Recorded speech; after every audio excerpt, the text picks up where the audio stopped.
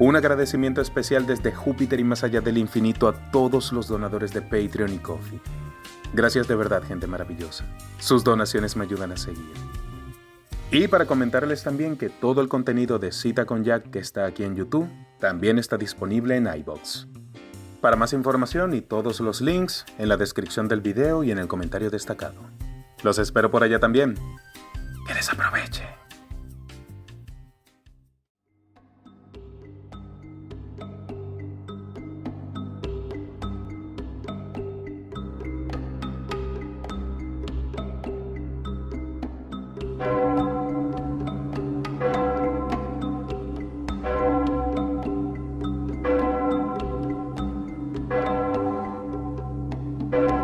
Las ratas en las paredes, de Howard Phillips Lovecraft.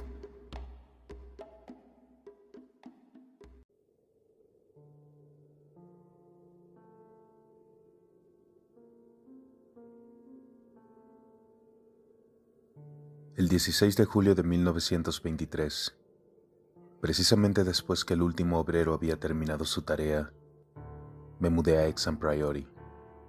La restauración había implicado desmedidos trabajos, ya que de la construcción original apenas sí quedaba un montón de ruinas. Pero como se trataba de la mansión de mis antepasados, no reparé en gastos. La finca había permanecido deshabitada desde épocas de Jacobo I, cuando un drama de aspectos espantosamente trágicos, si bien en buena medida comprensibles, se precipitó sobre el jefe de la familia, sus 5 hijos y algunos criados. El tercer hijo, antecesor mío por línea paterna, único sobreviviente del desdichado grupo familiar, debió marcharse en medio de un clima de sospecha y horror. Como el único heredero estaba acusado de asesinato, la finca fue a manos de la corona. El legítimo dueño no hizo el menor esfuerzo por defenderse o recuperar la propiedad, enloquecido por un horror más sustancial que el que podía emanar de su propia conciencia o de la ley, obsesionado por expulsar de su memoria y de su vista aquella mansión, Walter de la Poer, 11º barón de Exham, se fue a Virginia para establecerse y fundar la familia que un siglo después era conocida con el nombre de la Poer. Exham Priory quedó abandonado y con el tiempo engrosó el inventario de propiedades de la familia Norris. La original arquitectura de la mansión la hizo objeto de continuados estudios. Constaba de torres góticas que se levantaban sobre una infraestructura sajona o románica, con cimientos que, por su parte, se congregaban en una mezcla de estilos, romano, druida o el cínrico originario, si es posible atenerse a las leyendas. Estos cimientos eran muy peculiares, ya que por uno de los lados se unían a la sólida piedra de la ladera montañosa, desde cuya cima el prioritario vigilaba un valle solitario que se extendía por 3 millas al oeste del pueblo de Anchester. Los arquitectos y artistas se estremecían embelesados en el estudio de aquella extraña pieza de épocas remotas, pero los lugareños la odiaban con oscura inquina. Era un odio que se arrastraba desde hacía siglos, cuando aún moraban allí mis antepasados, y que perduraba hasta ahora, cuando el abandono la había llevado a casi desaparecer tragada por el musgo y la vegetación. Antes que pasara un día desde mi llegada, la gente de Anchester ya me había hecho saber que yo era el descendiente de una familia maldita. No obstante, ya esta semana los obreros han hecho desaparecer lo que quedaba de Exham Priory, y ahora se afanaban por borrar las huellas de sus cimientos. Siempre he estado al tanto de la historia real de mi estirpe familiar. Sé muy bien que el primero de mis antepasados norteamericanos se refugió en las colonias perseguido por una atmósfera de extrañas sospechas. Los detalles, en cambio, se me escapan, puesto que han sido sepultados por la suspicacia que sobre ellos mantuvo durante generaciones la familia de la Poer. Contrariamente a lo que le sucede a los colonos de las cercanías, es raro que nos vanagloriemos de antepasados que participaron en las cruzadas, o de incluir en nuestra estirpe héroes medievales o renacentistas. No se nos transmitieron otras tradiciones que aquellas que contenía el sobre lacrado, que todo propietario latifundista legaba al primogénito antes que estallara la guerra civil, con la orden de una apertura estrictamente póstuma. Solo nos enorgullecíamos en la familia con las glorias alcanzadas luego de la emigración, esplendores de un linaje virginiano orgulloso y honorable, aunque algo reservado y poco sociable. Toda nuestra fortuna se perdió durante la guerra, y la existencia familiar se vio profundamente conmovida por el incendio de Carfax, morada de la familia al borde del río James. Mi anciano abuelo murió entre las llamas, y con él se consumió el sobre lacrado que nos ataba al pasado. Aún hoy recuerdo el incendio. Mis ojos de 7 años contemplaban alterados a los soldados federales vociferar, a las mujeres contorsionarse desvalidas y a los negros rezando y dando alaridos. Mi padre era soldado del ejército y combatía en la defensa de Richmond. Luego de infinitas gestiones, mi madre y yo conseguimos trasponer las líneas enemigas y juntarnos con él. Al finalizar la guerra, nos dirigimos al norte, de donde era oriunda mi madre, y allí me hice grande, y a la larga, como corresponde a cualquier yanqui perseverante, me hice rico. Ni mi padre ni yo nos enteramos jamás del contenido del sobre testamentario.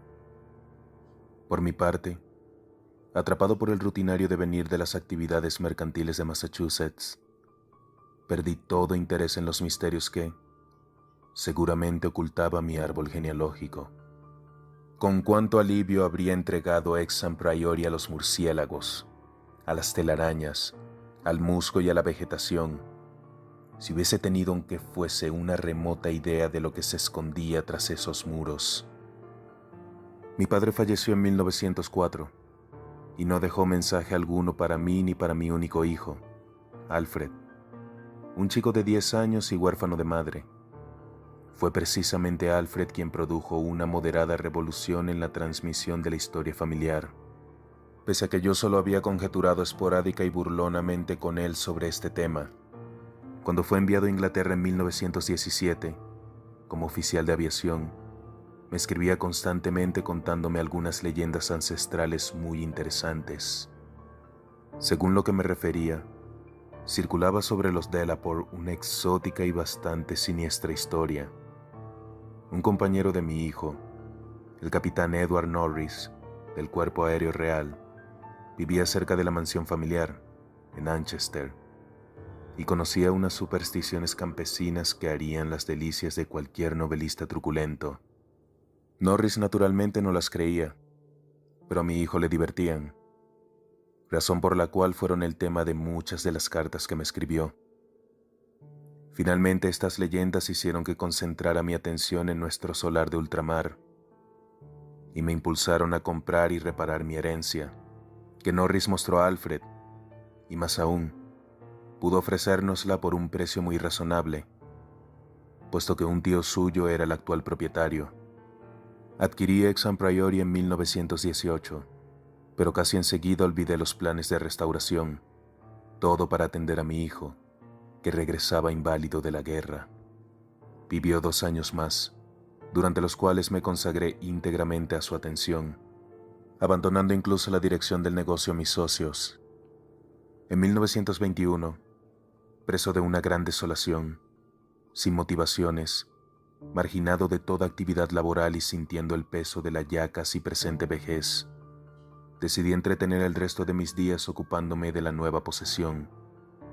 En diciembre llegué a Anchester y me alojé en casa del capitán Norris, un joven algo entrado en carnes pero amable, que apreciaba mucho a mi hijo. De inmediato me ofreció su ayuda para recopilar planos y anécdotas que sirvieran para las obras de restauración. La presencia de Exam Priori no me producía emoción alguna. En realidad se trataba de una masa de abandonadas ruinas medievales devoradas por el musgo, sembradas de nidos de grajos, en precario y amenazador equilibrio al borde de un precipicio impresionante, sin pisos o cualquier otro rastro de interiores excepto los muros de piedra de las torres. Una vez que llegué a tener una idea de cómo debió haber sido el edificio cuando fue abandonado, 3 siglos antes por mis antepasados, comencé a contratar obreros para emprender las obras. La dificultad inicial consistió en que debí buscar la mano de obra necesaria en poblaciones alejadas, ya que los habitantes de Anchester manifestaban un rechazo y un temor verdaderamente notables hacia aquel lugar. La aversión era de tal magnitud que a veces conseguía contagiar a los trabajadores que venían de otros sitios, lo que ocasionaba constantes deserciones. El sentimiento se proyectaba tanto al priorato como a la familia originalmente propietaria del solar. Mi hijo me había contado que durante sus visitas al pueblo, la gente se había mostrado algo retraída con él, debido a que era un Delaporte. Por análoga razón, ahora yo experimentaba el mismo recibimiento que persistió hasta que logré convencerlos que casi ni tenía noticias de mis antepasados. No obstante, los vecinos no se mostraban hospitalarios conmigo, razón por la cual recurrí a Norris para recopilar todas las tradiciones populares que aún seguían circulando. Lo que no me podían perdonar era que yo hubiese venido a restaurar lo que para ellos era el máximo emblema del aborrecimiento. Más o menos oscuramente, para todos ellos, Hexham Priory no era más que una cueva de monstruos. Resumiendo todas las historias que Norris había reunido para mí, y agregándoles el testimonio de investigadores que a su debido tiempo habían visitado las ruinas, llegué a la conclusión que Hexham Priory se había levantado sobre el sitio que en otro tiempo había ocupado un templo prehistórico, una construcción druida, incluso contemporánea de Stonehenge. A casi nadie le quedaban dudas que en aquel lugar se habían celebrado abominables ceremonias, y que tales prácticas habían pasado al culto de Cibeles, introducido tiempo después por los romanos. Todavía eran legibles en las paredes del sótano inscripciones tan inconfundibles como Diu, Ops, Magna, Mat, signos de la Magna Mater, culto tenebroso vanamente prohibido a los ciudadanos romanos. Anchester había sido sede de la Tercera Legión Augusta, según lo probaban numerosos restos, y de acuerdo a precisos indicios, el templo de Cibeles debió ser una imponente construcción que congregaba innumerables fieles para las ceremonias que eran presididas por un sacerdote frigio. Las historias añadían que el derrumbe de la vieja religión no significó el fin de las orgías que se desarrollaban en el templo, sino que por el contrario, los sacerdotes abrazaron la nueva fe sin modificar en lo sustancial sus creencias. También se sostenía que los ritos no habían cesado con la llegada de los romanos. Algunos sajones se habían sumado a lo que quedaba del templo, otorgándole los rasgos que con el tiempo habrían de singularizarlo, convirtiéndolo en centro de difusión de un culto tan temido por lo menos en la mitad del territorio que ocupaba la Hectarquía. Una crónica del año 1000 después de Cristo menciona el sitio, refiriéndose a él como un priorato construido de piedra, donde vivían una peculiar, aunque poderosa orden monástica, que no necesitaba grandes murallas para mantener alejado al atemorizado populacho. Los daneses nunca llegaron a destruirlo, aunque seguramente su suerte debió desvanecerse luego de la conquista normanda, ya que no hubo impedimento alguno para que en 1261 Enrique III entregara la propiedad a mi antepasado Gilbert de la Porte, primer barón de Hexham. De mi familia en especial no conseguí testimonios adversos, pero algo extraño debió ocurrir por entonces. Otra crónica, esta vez de 1307, habla de un Delaporte al que calificaba de renegado de Dios. Por su parte, las leyendas populares denotan un miedo pánico a decir cualquier cosa sobre el castillo que se erigió sobre el templo y el priorato. Los cuentos que circulaban sobre el lugar eran especialmente espeluznantes, terror que enfatizaban con la reticencia y evasivas que ostentaban. En ellos, mis antepasados aparecen como una estirpe de demonios, frente a los cuales un Giles de Retz o un Sade no eran más que aprendices. También se les atribuía responsabilidad en la desaparición de aldeanos, y esto durante varias generaciones.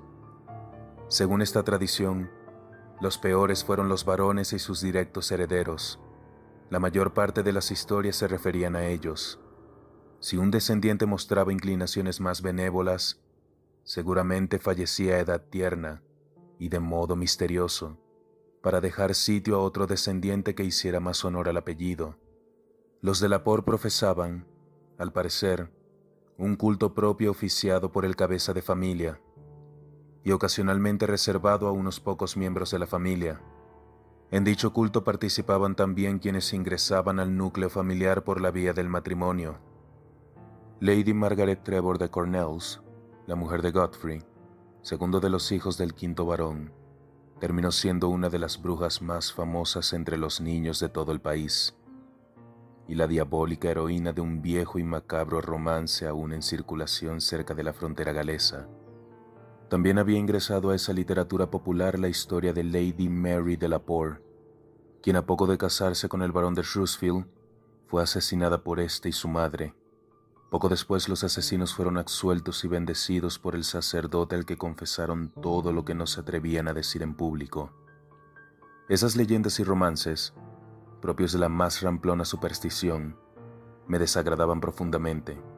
La persistencia en adherirse a generaciones y generaciones de mis antepasados me parecía especialmente irritante, porque si bien las acusaciones de costumbres monstruosas eran constantes, el único escándalo conocido entre mis antepasados más inmediatos era el de mi primo, el joven Randolph de Laporte de Carfax, quien se había ido a vivir con los negros, haciéndose oficiante de un rito vudú tras su regreso de la Guerra de México. Muchísimo menos me interesaban las historias sobre alaridos y aullidos en el valle solitario y siempre barrido por el viento, el valle que comenzaba a extenderse al pie del precipicio de piedra caliza. Tampoco las que se entretenían en referir los fétidos olores que despedían las tumbas luego de las lluvias de la primavera, o el ululante objeto blanco que el caballo de Sir John Clave había pisado una noche, o sobre el criado que había perdido el juicio como consecuencia de algo indefinible que había visto a plena luz en el priorato. Todo ello no eran más que rezagos de historias fantásticas, de esas que prenden tanto en el vulgo, y por entonces yo era un escéptico de una sola pieza. No descartaba del todo los relatos sobre aldeanos desaparecidos, pero no me resultaban especialmente significativos en el contexto de las prácticas medievales. Ciertas historias resultaban muy pintorescas, y lamenté no haber estudiado más mitología comparada en mi juventud. Circulaba, por ejemplo, la creencia que una legión de diablos con alas de vampiros se congregaba todas las noches en el priorato para concelebrar sus aquelarres. Se alimentaban con verduras, lo que explicaba la desmesurada abundancia de hortalizas ordinarias, esas que se cultivaban en los enormes huertos. La más impactante de todas las historias en boga era la referida a la dramática epopeya de las ratas, un arrasador ejército de obscenas alimañas que había brotado de las entrañas del castillo, 3 meses después de la tragedia que lo llevó al abandono, una luz de repugnantes y voraces bestezuelas que habían barrido con todo a su paso, aves, gatos, perros, conejos, cerdos y hasta 2 desdichados pobladores. La plaga de roedores, por su parte, es la fuente de la que deriva un ciclo independiente de mitos, puesto que las ratas irrumpieron en las casas del pueblo suscitando infinitos acontecimientos diversamente espeluznantes. Todas las historias volaban sobre mí cuando emprendí, con la tosudez característica de un anciano, las tareas de restauración de mi solar ancestral. Pese a todo, no debe creerse de ningún modo que ellas constituían la atmósfera psicológica en la que me movía. Asimismo, debo hacer constar que contaba con el apoyo incesante del capitán Norris y de los arqueólogos que me rodeaban y ayudaban en la reconstrucción. 2 años después de iniciada, la obra llegó a su término y estuve en condiciones de observar el conjunto de amplias habitaciones, muros reconstruidos, techos abovedados, anchas escaleras. El orgullo que experimentaba compensaba sobradamente los cuantiosos gastos que consumió la reparación. Todos los detalles medievales habían sido eficientemente reproducidos, y las partes nuevas no se distinguían de los muros y cimientos originales. El lar de mis antepasados se hallaba nuevamente en pie, y solo me restaba ahora redimir la fama local de la línea familiar que terminaba en mí. Viviría allí hasta el final de mis días, y demostraría a todos que un de Laporte, Había recuperado la grafía original del apellido. No es en absoluto un ser diabólico. El ideal del confort aumentó, si cabe, por el hecho de que Ex Priori, pese a estar construido sobre canones medievales, era totalmente nuevo, lo que lo ponía a salvo de viejos fantasmas y de alimañas nuevas. Como ya lo dije, me mudé a Ex Priori el 16 de julio de 1923. Me asistían 7 criados y 9 gatos, animal por el que siento una especial predilección. El más viejo de ellos, Niggerman, tenía ya 7 años y llegó conmigo desde Bolton, Massachusetts. El resto de los gatos los había ido consiguiendo mientras vivía con la familia del capitán Norris. Pasaron 5 días en medio de una rutina asignada por la mayor calma. Yo me dedicaba a la clasificación de antiguos documentos familiares. Contaba ya con unas cuantas descripciones detalladas de la tragedia final y la huida de Walter de la Poer, asuntos que, suponía, eran los temas centrales del legajo hereditario que se había perdido en el incendio de Carfax. Por lo que surgía de aquellas descripciones, a mi antepasado se le había acusado, con pruebas irrefutables, de haber dado muerte a todos los moradores de la casa mientras dormían, excepto 4 criados que habían actuado como cómplices. La masacre había ocurrido 2 semanas después de un descubrimiento que lo llevaría a cambiar totalmente, aunque este descubrimiento solo debió haberlo confiado a sus cómplices, quienes luego del episodio se habían esfumado para escapar a la justicia. En total murieron degollados un padre, 3 hermanos y 2 hermanas. Curiosamente, la ordalía de sangre contó con el consenso de los aldeanos y la negligencia de la justicia hasta el punto que el instigador pudo ir a Virginia, en medio de todos los honores, sin disfrazarse y sin contratiempos. La sensación general fue que finalmente se había librado aquellas tierras de una maldición inmemorial. Ignoro completamente cuál pudo haber sido el descubrimiento que empujó a mi antepasado a esa decisión tan terrible. Walter de la Poer tenía que conocer desde siempre las macabras historias que sobre la familia circulaban, razón por la cual creo que no radicaban en ellas los móviles de la acción. ¿Acaso habría presenciado alguno de los ritos ancestrales y espeluznantes? ¿O tal vez se habría encontrado con algún símbolo revelador? Tenía reputación de ser un joven tímido y de muy buenos modales. En Virginia se le conoció como alguien de carácter atormentado y temeroso. El diario de otro aventurero de rancia estirpe, Francis Harley de Bellevue, dice que era una persona de estricto sentido de la justicia, del honor y de la discreción. El 22 de julio ocurrió el primer incidente, al que en el momento apenas se le prestó atención, pero que hoy recobra el carácter premonitorio de todo lo que vendría después. Fue tan insignificante que casi no se le dio importancia. Debemos recordar que puesto que el edificio era nuevo prácticamente en su totalidad, excepto por los muros, y como estaba atendido por una eficiente servidumbre, habría sido absurdo experimentar aprensión alguna ante las historias que circulaban. Esto es casi todo lo que puedo recordar del episodio del 22 de julio. El viejo gato negro, a quien tan bien conozco, estaba perceptiblemente nervioso y al acecho, estado que no condecía con su humor habitual. Se paseaba por las habitaciones y olfateaba constantemente los muros. Advierto perfectamente lo trivial que puede parecer este dato. Me recuerda al perro de la historia de fantasmas que con sus gruñidos anunciaba al amo algo, hasta que finalmente se descubre la figura envuelta en sábanas. Pero en este caso tiene su importancia. Al día siguiente, uno de los criados se acercó para anunciarme el estado de inquietud que reinaba en los gatos de la casa.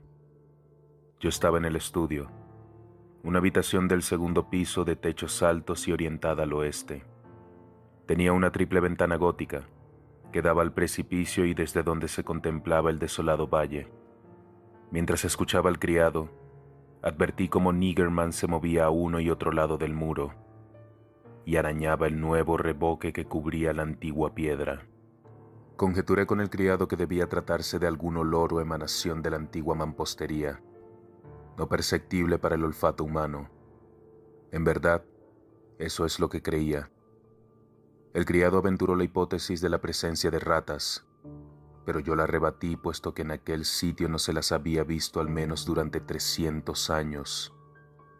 Y en lo referente a los ratones de campo, difícilmente habrían podido trepar hasta tan altos muros.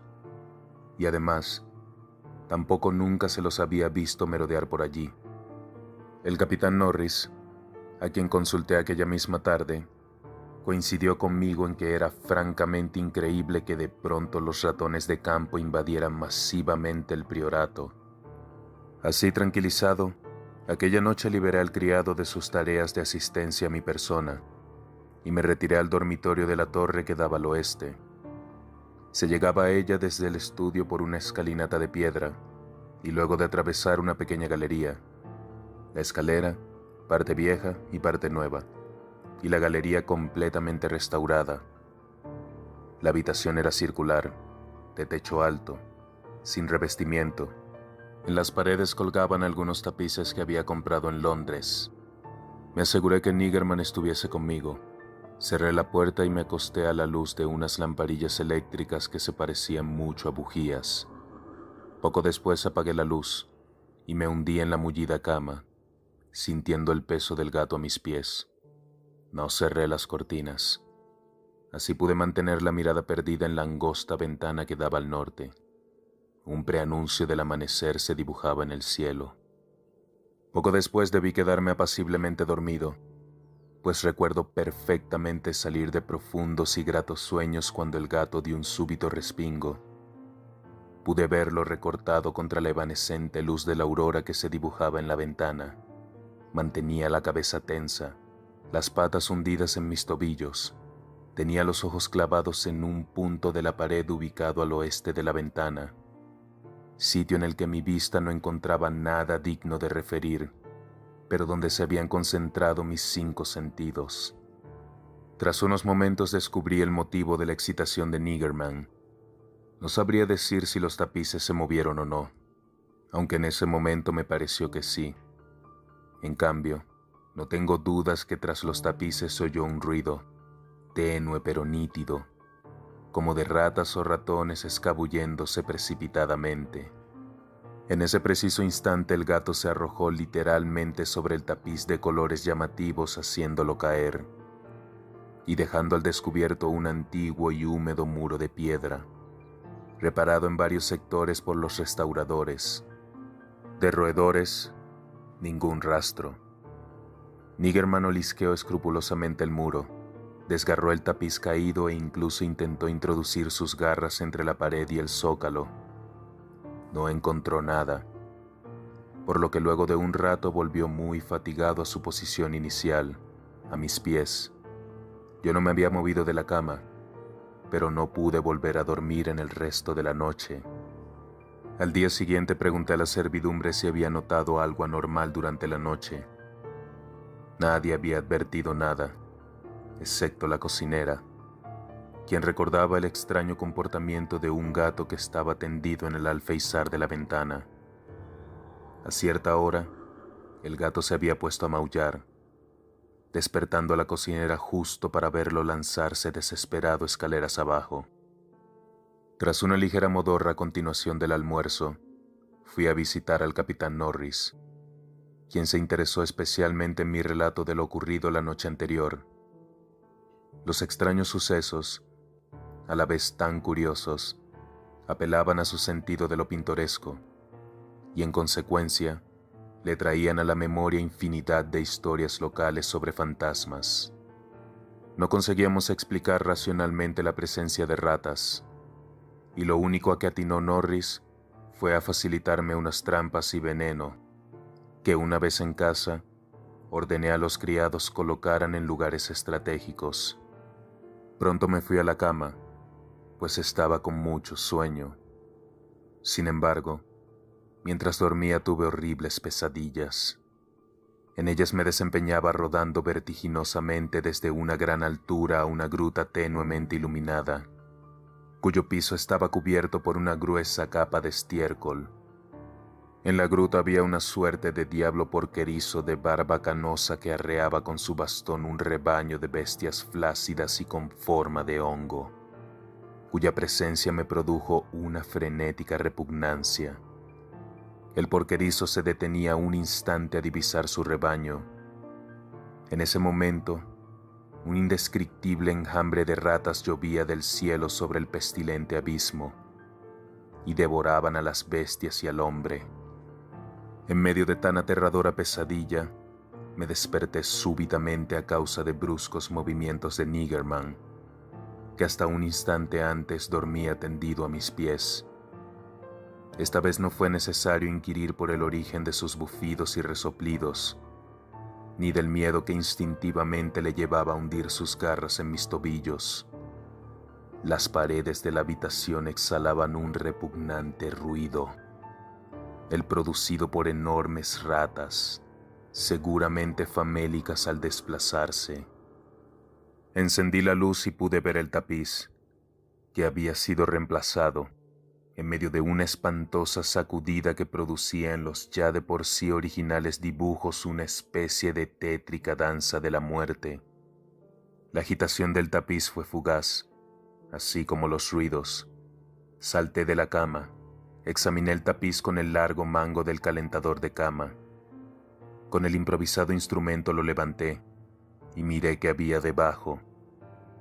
Nuevamente solo se veía el reparado muro de piedra. Para entonces el gato se había tranquilizado. Al inspeccionar la trampa circular que había puesto en la habitación, comprobé que todos los orificios estaban forzados, aunque no había rastro alguno de ratas. Por supuesto que ni se me ocurrió volver a la cama, así que encendí una vela, abrí la puerta y salí a la galería que terminaba en la escalinata de piedra que llevaba a mi estudio. Niggerman no se separó de mis talones. Sin embargo, antes de llegar a la escalera, el gato salió disparado hacia adelante y desapareció de mi vista. Mientras bajaba por la escalera, me llegaron unos sonidos producidos en la gran habitación que quedaba debajo, sonidos inconfundibles. Los muros revestidos de artesonado roble hervían de ratas que correteaban en medio de un gran frenesí. Niggerman corría de un lado al otro, con la desesperación del cazador que se siente burlado. Al llegar abajo, encendí la luz, pero esta vez esa no fue razón para que cesara el ruido. Las ratas seguían activas en medio de tal baraunda que llegué a distinguir con precisión el sentido de su desplazamiento. Las bestias, al parecer en cantidad infinita, iban en una impresionante migración desde una impredecible altura hacia una profundidad abismal. Escuché ruido de pasos humanos en el corredor, y poco después 2 criados abrían la sólida puerta. Rastrearon toda la casa buscando el origen de aquella conmoción que echó a maullar a todos los gatos de la casa, mientras se abalanzaban sobre la cerrada puerta del sótano. Pregunté a los criados si habían visto a las ratas. Me respondieron que nadie las había visto. Junto con ellos, bajé hasta la puerta del sótano, de donde ya se habían dispersado los gatos. Tomé la decisión de explorar la cripta que había debajo, pero por el momento me limité a revisar las trampas. Todas habían saltado, pero no tenía ninguna rata. Satisfecho que solo los gatos y yo hubiésemos oído a las ratas, me quedé en mi estudio hasta que llegó el día, pensando incansadamente sobre la causa de todo aquello y recordando todas las leyendas que había recopilado para extraer las referencias que hacían al edificio. Durante la mañana conseguí dormir un rato, reclinado sobre el único sillón confortable de la habitación.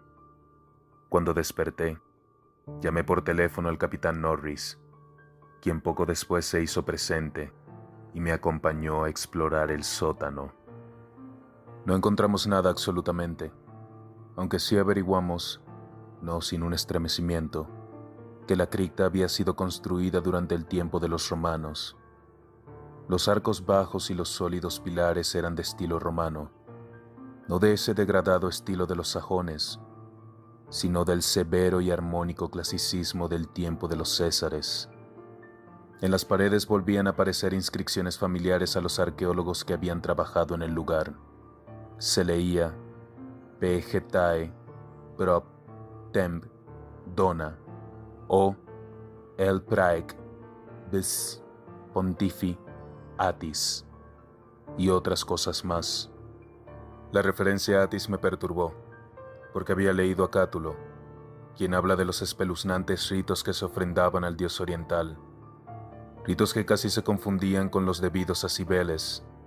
A la luz de unas linternas, Norris y yo tratamos de descifrar los extraños y descoloridos dibujos trazados sobre unos bloques de piedra irregularmente rectangulares, seguramente altares.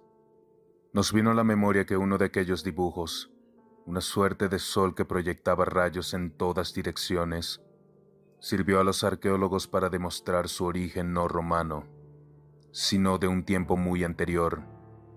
Sobre uno de los bloques se veían unas manchas marrones muy significativas.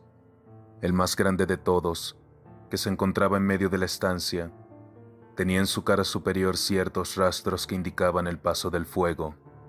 Seguramente sobre él se hacían ofrendas incineradas.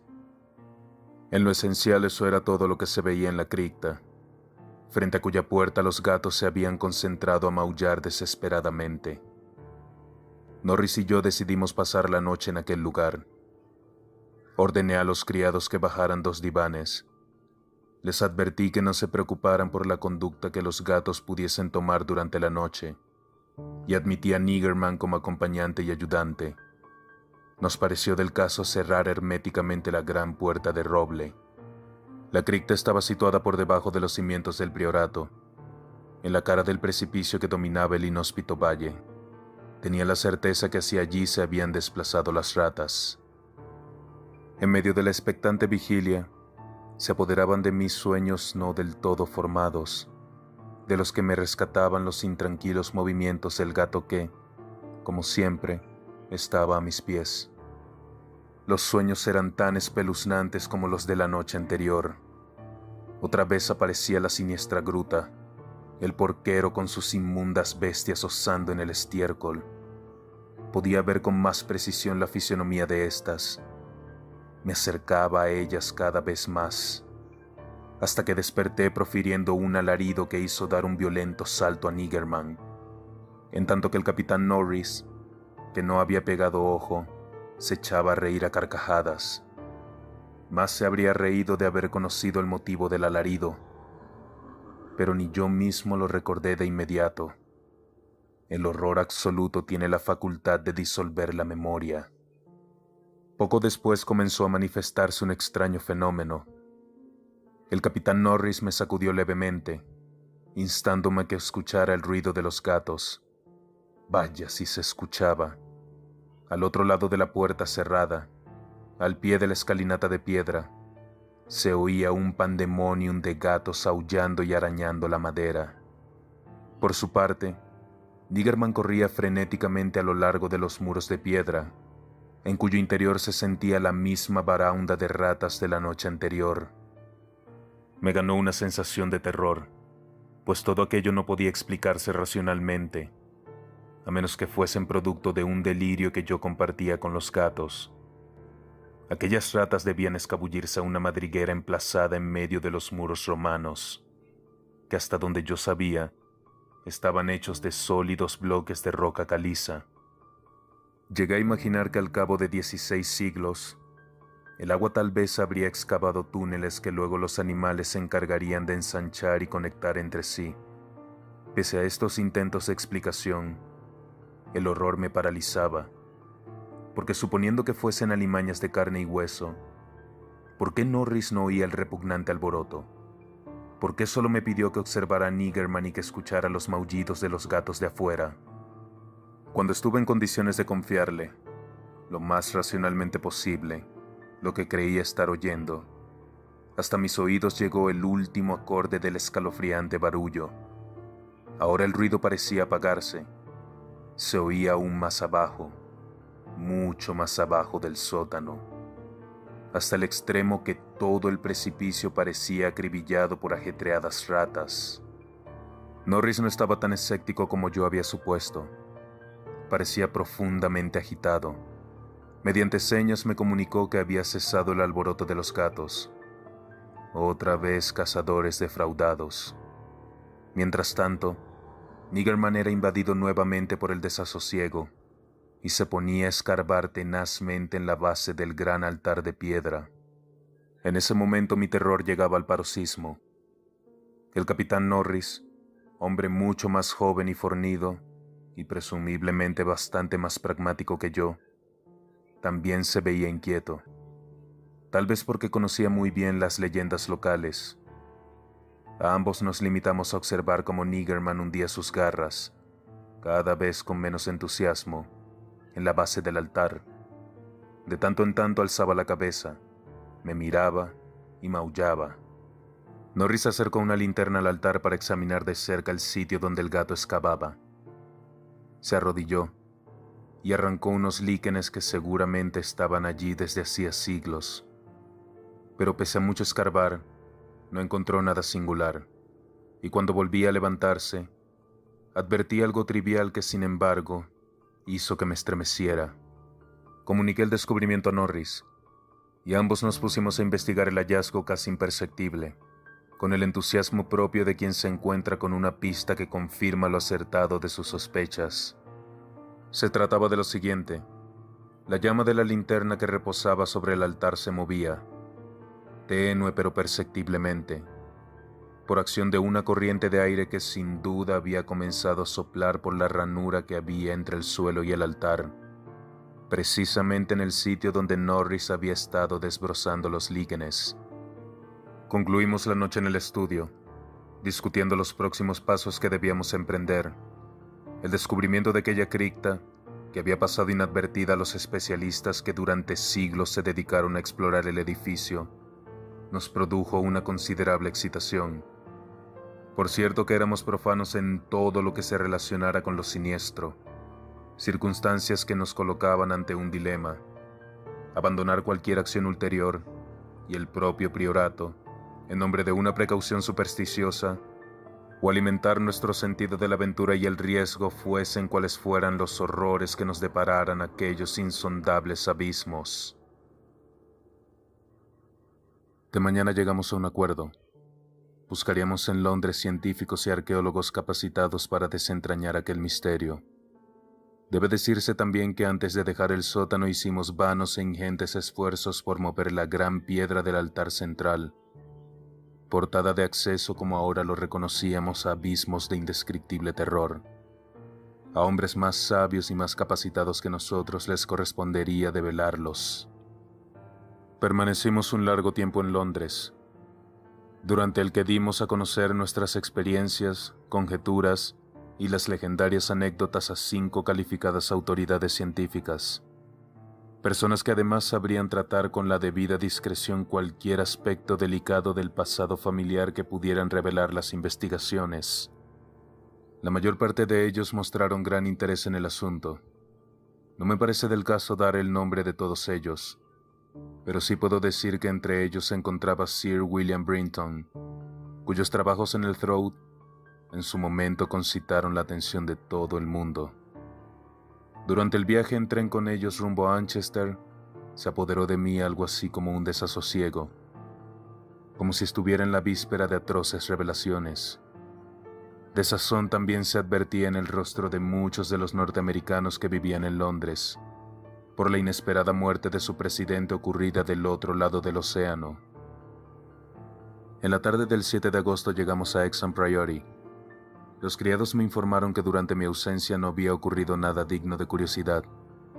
Todos los gatos se habían mostrado tranquilos y ninguna trampa daba muestras de haber sido tocada. Las investigaciones tendrían comienzo al día siguiente.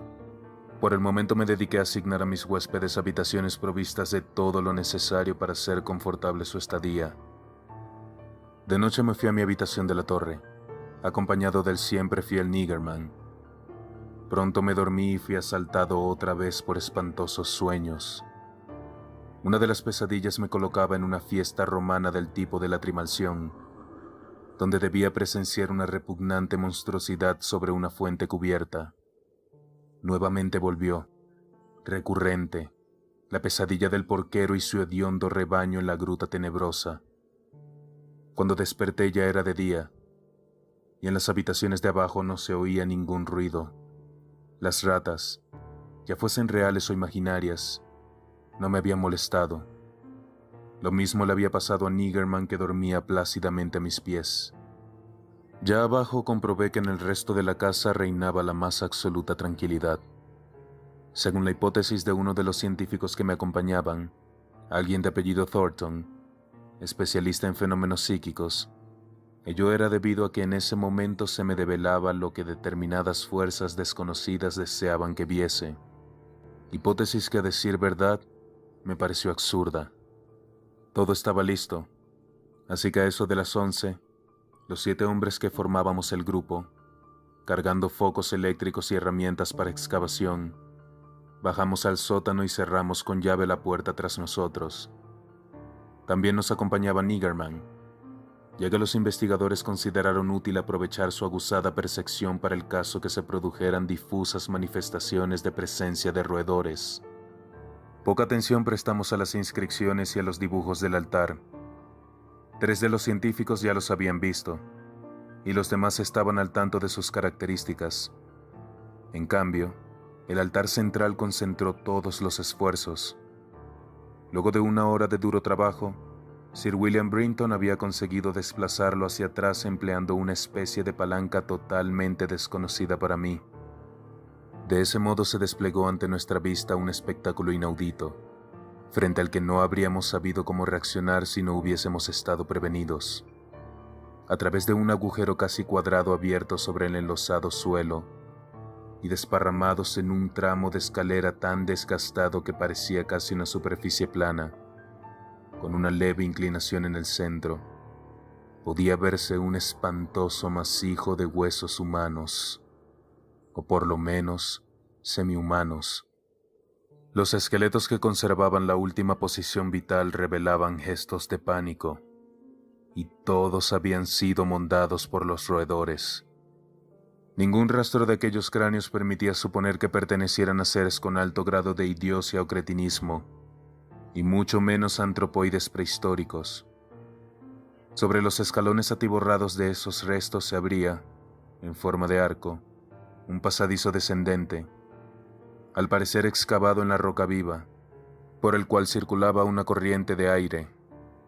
Esta no era una bocanada impregnada de hediondez propia de una cripta cerrada, sino una muy agradable brisa fresca.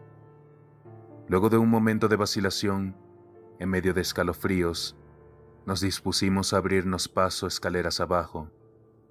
Tras examinar escrupulosamente los labrados muros, Sir William nos comunicó la sorprendente observación que el pasadizo, a juzgar por las huellas de los golpes, debía haber sido trabajado desde abajo.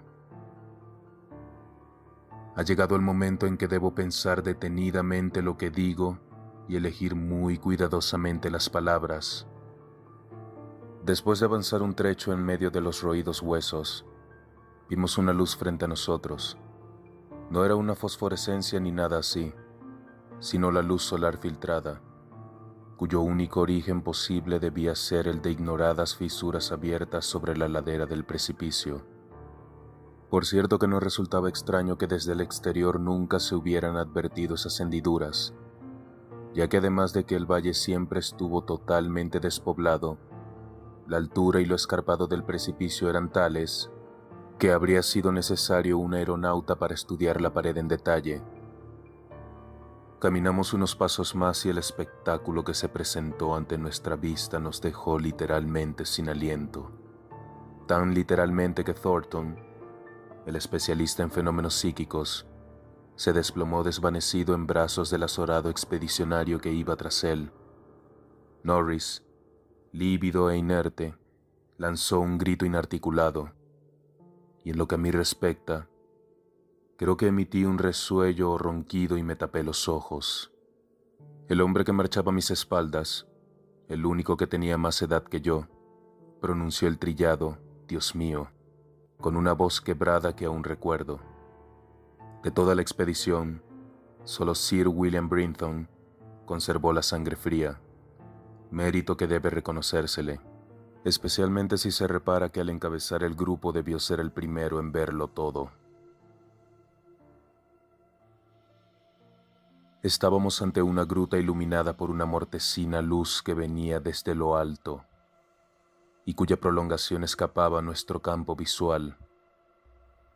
Era un universo subterráneo de insondable misterio y oscuras premoniciones. Podían verse edificaciones y otros restos arquitectónicos. Con mirada aún enturbiada por el pánico, divisé un singular túmulo, un impresionante círculo de monolitos, ruinas romanas de bóveda baja, los restos de una pira fúnebre sajona y hasta una primitiva construcción inglesa de madera. Pero todo esto era trivial ante el abominable espectáculo que se extendía hasta donde la vista podía llegar. Una demencial maraña de huesos humanos, o de aspecto humano, igual a los que habíamos visto antes. Como si fuera un espumeante mar, los huesos cubrían todo. Unos estaban sueltos, otros aún permanecían articulados en esqueletos que denotaban posturas de diabólico frenesí, de repeler ataques o de consumar intenciones caníbales. El Dr. Trask, el antropólogo del grupo, intentó identificar los cráneos, pero se encontró con una degradada mezcolanza que le causó gran perplejidad. La mayoría de ellos pertenecían a seres muy anteriores al hombre de Piltdown, aunque de todos modos estaban fuera de toda discusión su origen humano. Muchos eran de grado superior, y solo algunos podían atribuirse a seres con cerebro y sentidos plenamente desarrollados. Prácticamente no había hueso que no estuviese roído, en especial por las ratas, pero también por otros seres de aquel aquelarre infernal. Entre ellos también se veían huesecillos de ratas. No creo que ninguno de nosotros conservase intacta su lucidez durante aquel día abrumado por horribles descubrimientos. Ni Hoffman ni Humans jamás habrían podido imaginar escenas más increíbles, más pesadillescamente repulsivas, más atrozmente góticas que las que ofrecía aquella tenebrosa gruta por la que avanzábamos como sonámbulos. Las revelaciones se sucedían unas tras otras, y creo que todos tratábamos de bloquear los pensamientos que nos llevaran a explicar lo que podría haber sucedido en aquel lugar 300, 1000, 2000 o hasta 10.000 años antes. Estábamos en la antesala del infierno. El desdichado Thornton volvió a desvanecerse cuando Thrax le comunicó que algunos de aquellos esqueletos debían descender directamente de cuadrúpedos. La interpretación de las ruinas arquitectónicas también nos condujo a una sucesión de horrores. Los seres cuadrúpedos debían haber vivido en cuevas de piedra de donde debieron escapar por hambre o por miedo a los roedores.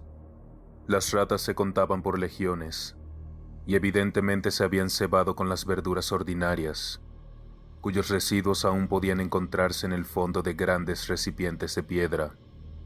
Entendía ahora por qué mis antepasados cultivaban aquellos huertos inmensos. Ojalá pudiese olvidarlo todo. No fue preciso inquirir sobre el propósito de aquellas diabólicas huestes de roedores. Iluminando con su proyector la ruina romana, Sir William leyó en voz alta el más sorprendente ritual jamás conocido, y habló de la dieta alimenticia del culto antediluviano que encontraron los sacerdotes de Cibeles y juntaron al suyo propio.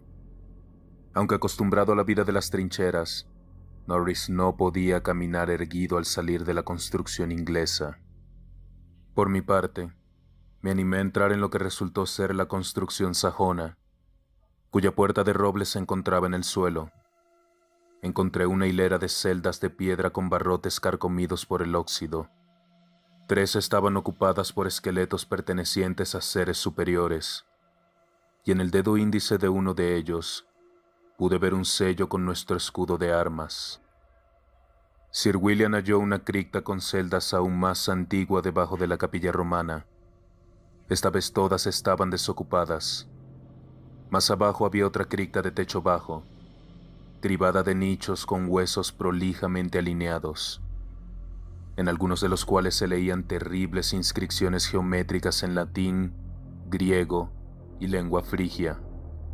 A su vez, el Dr. Trask había abierto uno de los túmulos. En su interior había cráneos de poca capacidad, apenas más desarrollados que los de los gorilas, pero inscritos con signos ideográficos indescifrables. Era notable la imperturbabilidad de mi gato ante aquellos espectáculos. Una vez lo descubrí subido a una pavorosa montaña de huesos, y en su relampagueante mirada amarilla presentí secretos cuyos sentidos se me escapaban. Luego de hacernos una ligera idea de las terribles revelaciones que escondía aquella parte de la tenebrosa caverna, lugar tan espantosamente presagiado en mi recurrente sueño, volvimos al abismo aparentemente sin fin, donde no se filtraba ni un solo rayo de luz. Ignoraremos para siempre qué invisibles mundos estigios había más allá del pequeño trecho que recorrimos, pero coincidimos en que un mayor conocimiento en absoluto redundaría en beneficio alguno para la humanidad. Pero aún en el escaso radio en que nos habíamos movido, había suficientes cosas para atraer nuestra atención.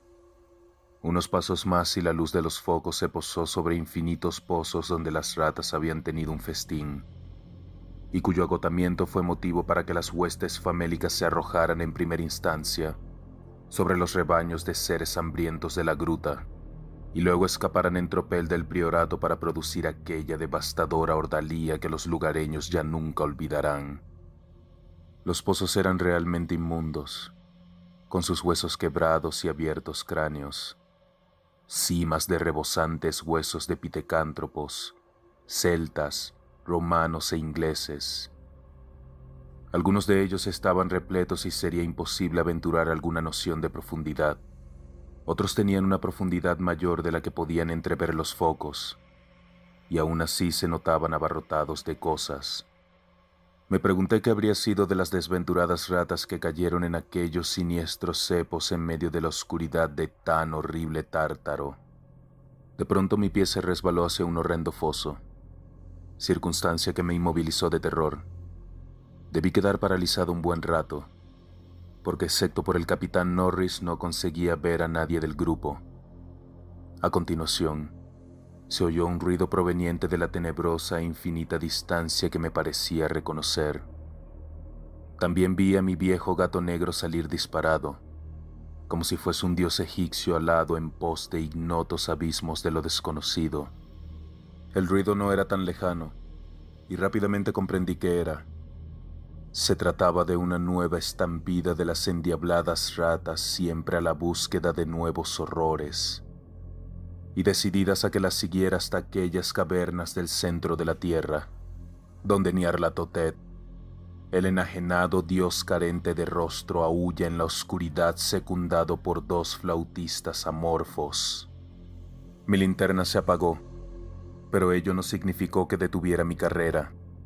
Escuchaba voces, alaridos, ecos, pero dominándolo todo se oía el siniestro e inconfundible corretear, al principio tenuemente, luego con mayor vértigo, como un cadáver rígido e hinchado deslizándose tranquilamente por un río de grasa que se escurre bajo infinitos puentes de ónix, hasta volcarse súbita e inconteniblemente en un negro y putrefacto mar.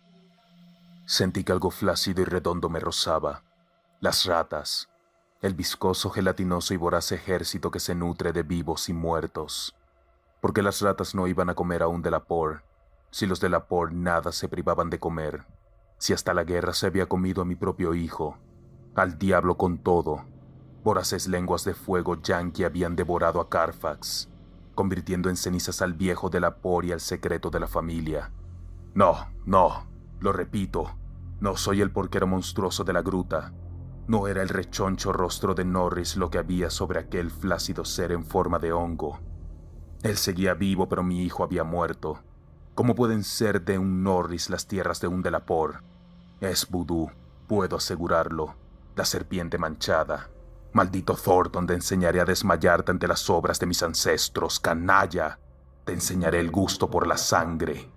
Magna Mater, Atis, Dia, Adak, Hialaka, Audaum, Hagus Bas, Dunakort, Donas Dolas Org, Hagus Letza, Ungl, Erlach.